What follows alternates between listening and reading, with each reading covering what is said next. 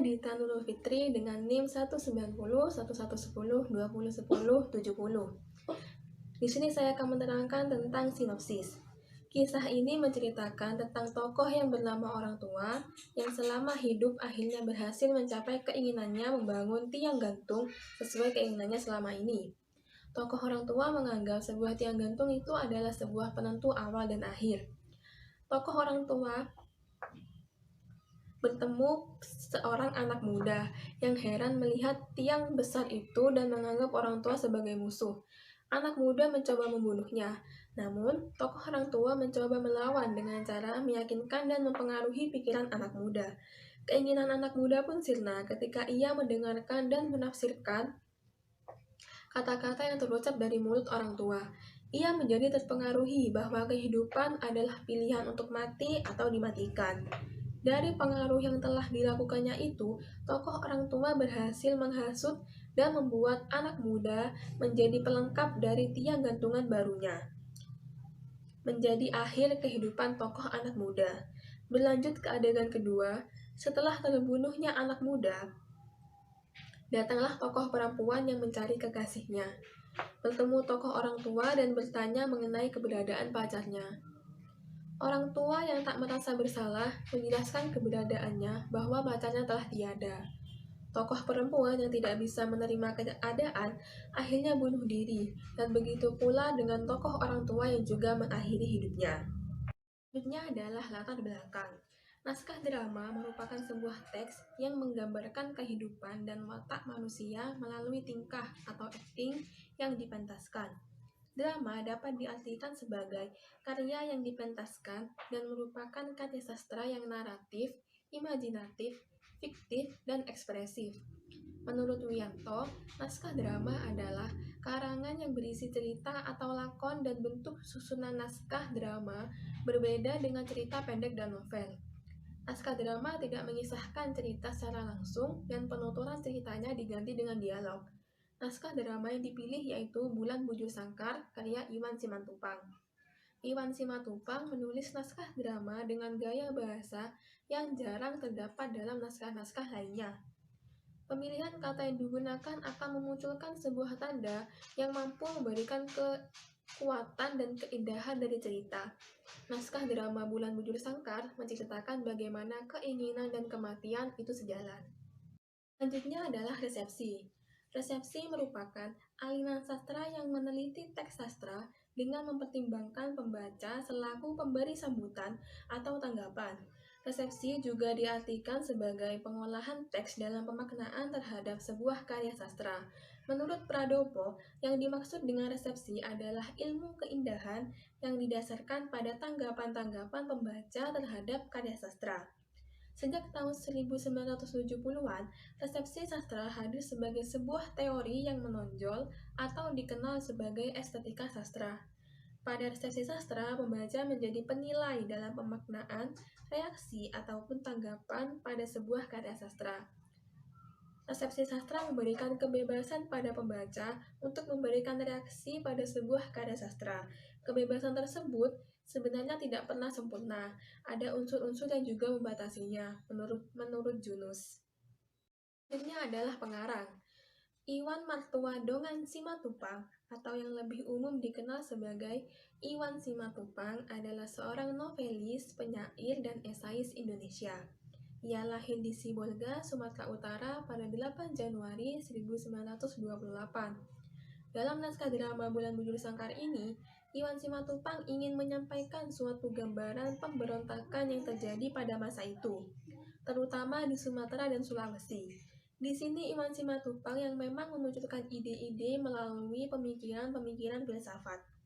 Bulan Bujur Sangkar sendiri dalam ilmu filsafat dapat diartikan sebagai suatu pertentangan.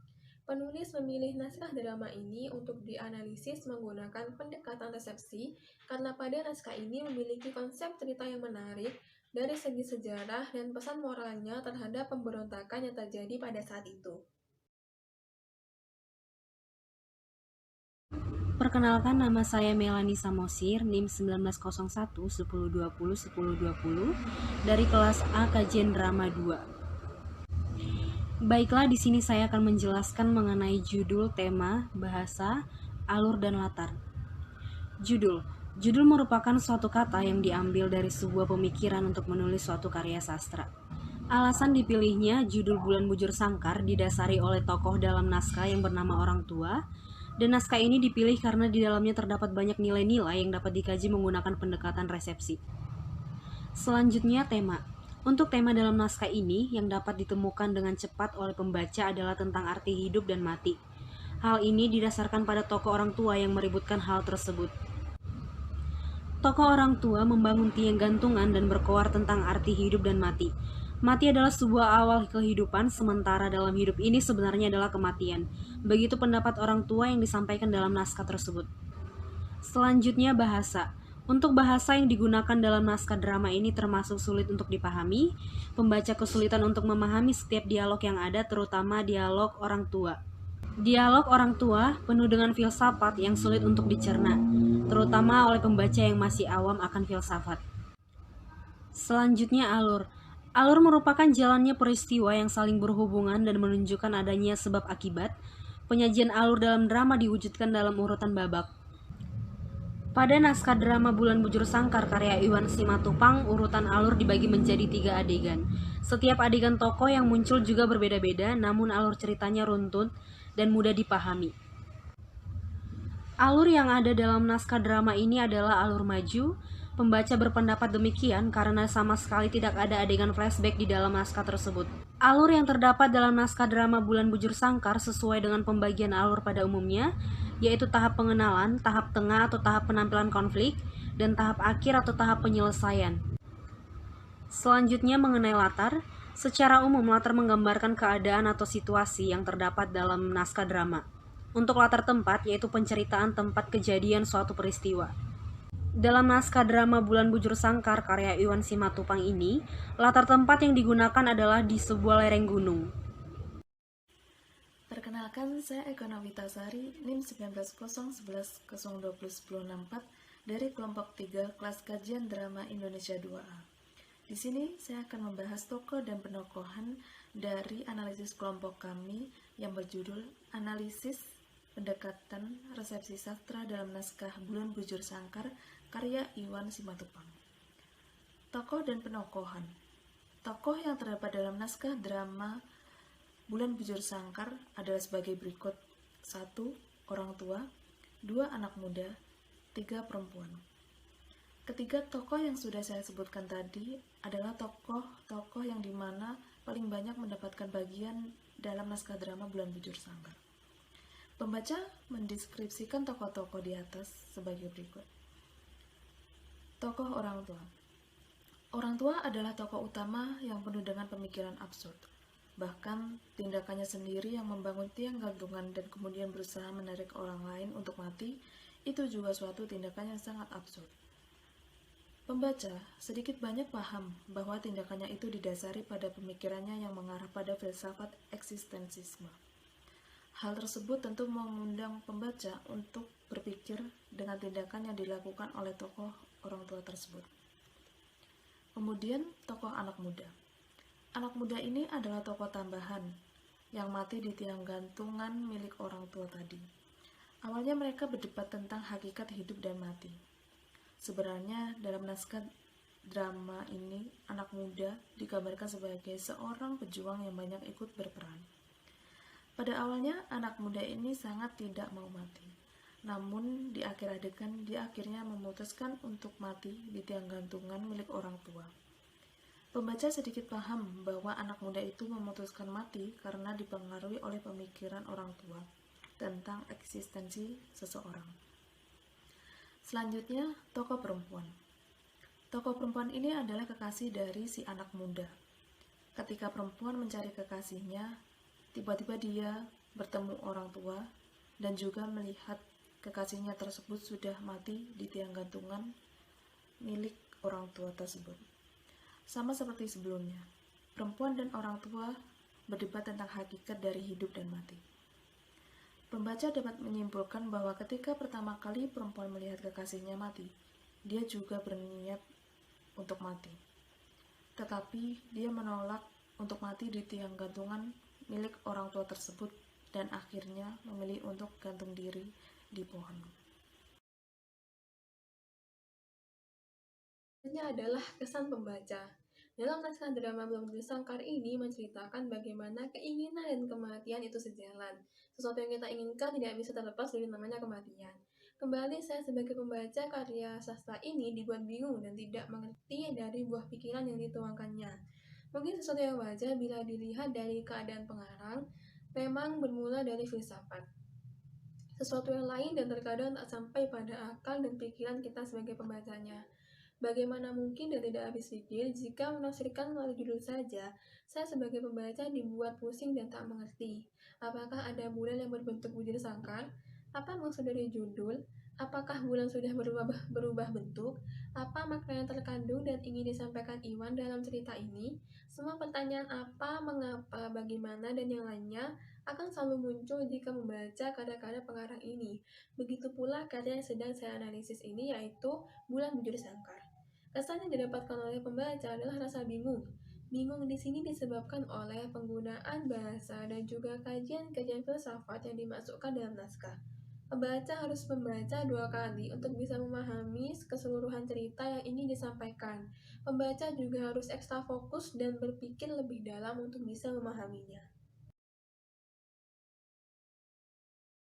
Selanjutnya di sini saya akan menjelaskan mengenai pandangan pembaca terhadap naskah drama Bulan Bujur Sangkar. Pembaca yang telah membaca naskah Bulan Bujur Sangkar ini akan mendapatkan amanat yang sangat berarti untuk kehidupan.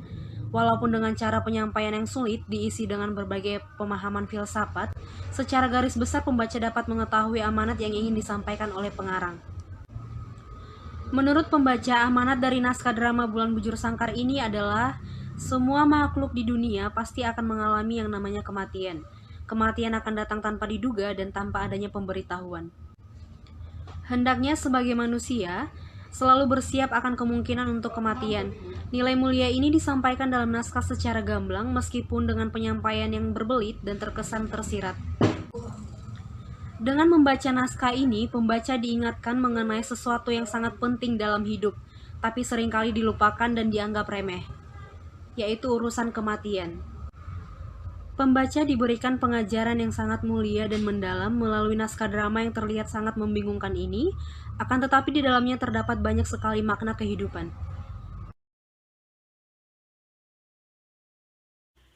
Bagian terakhir, yaitu kesimpulan. Kesimpulan dari analisis kelompok 3 ini adalah resepsi sastra dalam analisis ini memiliki tujuan agar pembaca dapat memberikan keleluasaan tanggapan pada naskah drama Bulan Bujur Sangkar karya Iwan Simatupang. Berdasarkan pembahasan, dapat disimpulkan bahwa resepsi pembaca pada umumnya memberikan berbagai resepsi, di antaranya 1. Pembaca merasa kebingungan oleh penggunaan bahasa yang dipakai, serta teori-teori yang mengandung ilmu-ilmu filsafat. Kedua, pembaca harus ekstra fokus dan teliti agar bisa memahami isi dan juga alur dalam naskah drama Bulan Bujur Sangkar tersebut.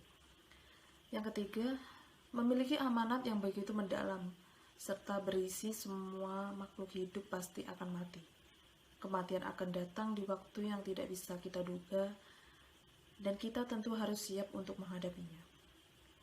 Berdasarkan pembahasan di atas, hal utama yang dianggap penting dalam sebuah naskah drama ialah pesan moral yang ingin disampaikan oleh pengarang melalui perantaranya dalam sebuah karya. Naskah drama Bulan Bujur Sangkar ini juga memiliki pesan moral yang mendalam dan sesuai dengan realita yang ada saat ini. Pengarang berpesan kepada pembacanya atau penontonnya melalui naskah drama tersebut. Pesan moral yang ingin disampaikan oleh pengarang adalah jadilah orang yang mampu menjaga diri agar tidak mudah terjerumus ke dalam perbuatan yang tidak baik, apalagi menuruti perkataan orang. Sekian dari kelompok 3, terima kasih.